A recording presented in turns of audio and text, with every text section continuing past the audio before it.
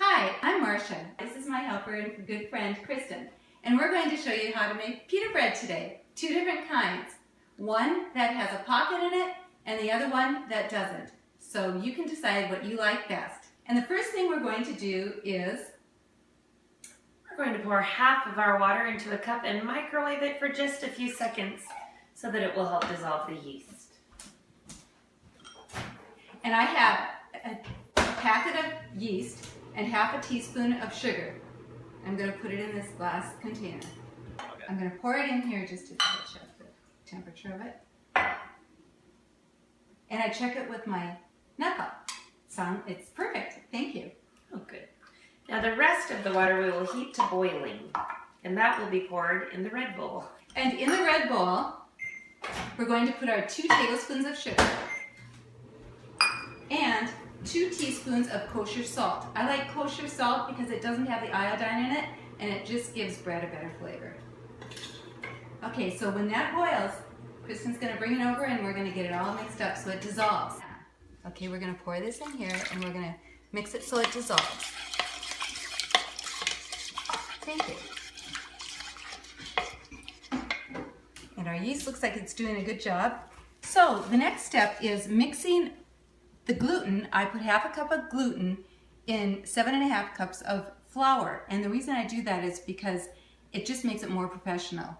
And what the gluten does is it makes it rise better and it just really makes it taste good.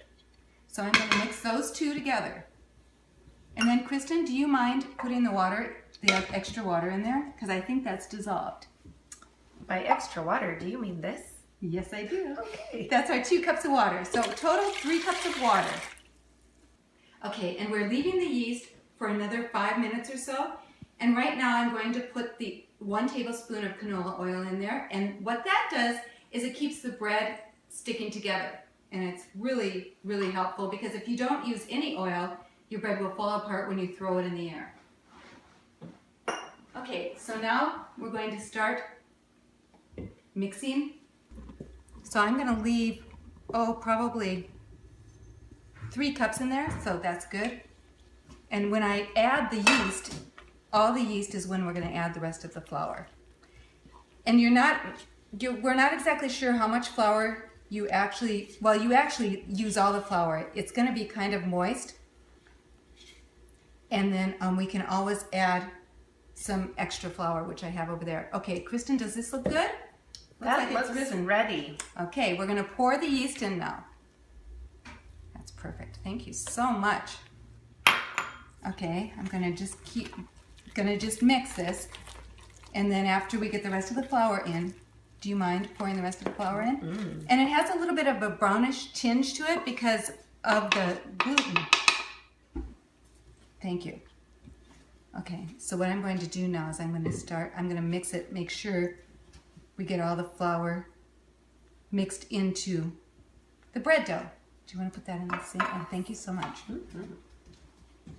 And what I'm going to do is I'm going to put it here so we can see how this is working out.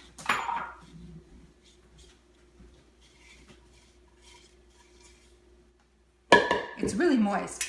Okay, it's a little bit sticky, so what I'm going to do now is possibly add like half a cup of flour, and then it will come off my hands easier and it'll make the bread you can leave it a little bit sticky, and then when it rises overnight, it gets a little bit harder and it won't be as sticky. So it can be a little wet, so don't worry about it being too wet. You don't want to make it real dry.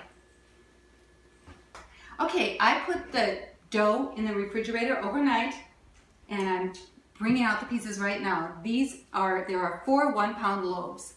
These just came out of the refrigerator, and when I take them out of the refrigerator, what I do is I flatten them out, and I kind of cover them with a little bit of flour, and then I'll put them there and let them rise. I'll do that to this one too. And these 2 have been rising for the last hour or so because I wanted them warm, and they just throw better when they're warm. So after having them punched down and having them out for about an hour, I bring it over here and I start making it a little bit bigger.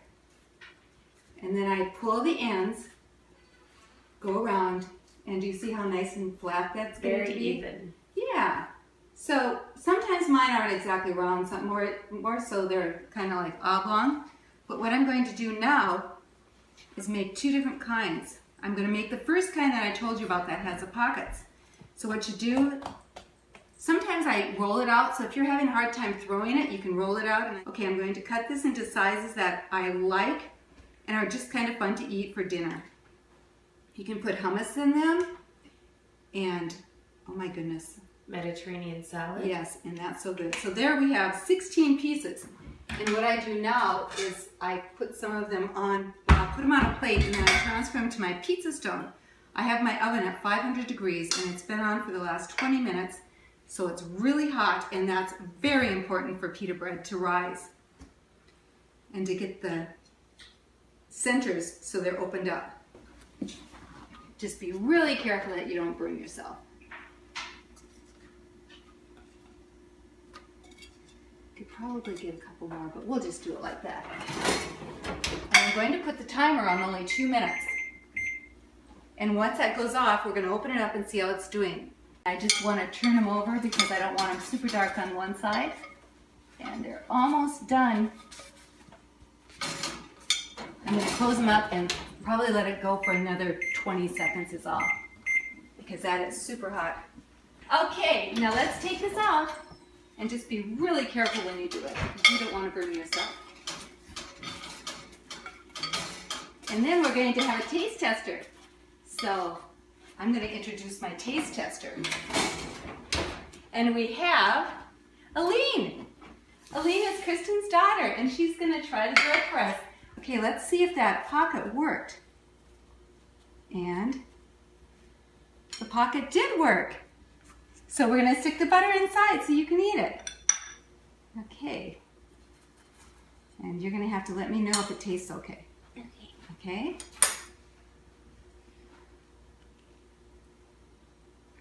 That tastes great. Oh, good. Thank you. The next pita bread I'm going to make is the one that doesn't open up. So it's just really Lebanese bread.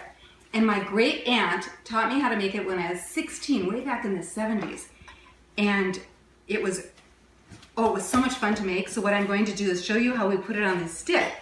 I have the stick and I put it down the center. And I'm going to open up the oven door.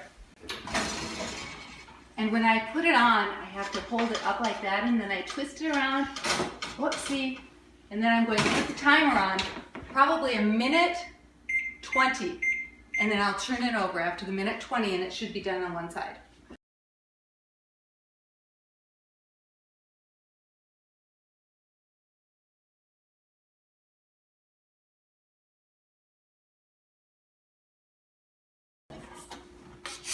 Okay, now we're going to lift it up. Ooh, it kind of got stuck over there, but we'll lift it up and turn it over, roll it in. Oh, maybe I should have only done that for a minute. This one I'm only going to do for 30 seconds and it should be finished. Okay, it's done. Let's see. Yep, it's perfect. Oh my goodness. Okay, what we do now is I have a plate I put it on. So what I do is I put the bread, I'm going to do it in half because you want it to stay warm so it stays soft. I'm going to show you how I cut the bread. Actually, if we want it in small pieces, because my husband and I, what we do is I'll freeze this, but I'll have it cut up, and so I'll take out about 3 or 4 pieces for a meal, and then we'll eat it that way. So Aline, you're going to have to come over here and try it and see if you like it better with the hole in it or the not hole in it. Yeah. True test. Okay, hopefully that's not too hard.